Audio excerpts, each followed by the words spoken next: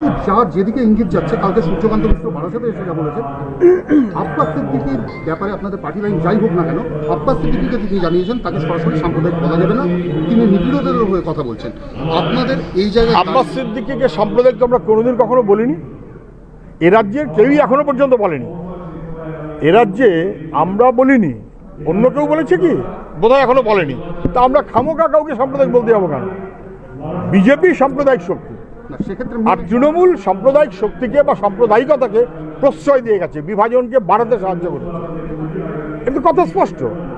কিন্তু কেউ হিন্দু ধর্মের সমর্থক হলে বা মুসলমান ধর্মের উপাসক হলে তিনি কিন্তু সাম্প্রদায়িক হন না।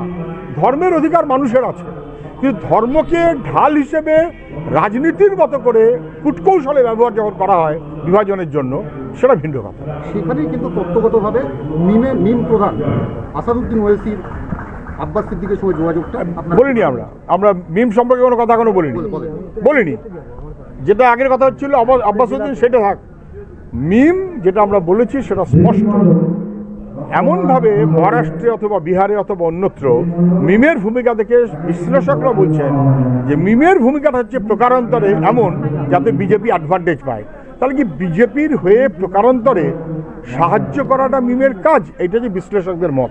পশ্চিমবাংলায় আমরা সে নিয়ে এখনো কোনো আলোচনা করিনি, এই কারণে যে পশ্চিমবাংলায় মিম কোনো পরিচিত বা প্রতিষ্ঠিত রাজনৈতিক দল এটা এখনো পর্যন্ত নয়।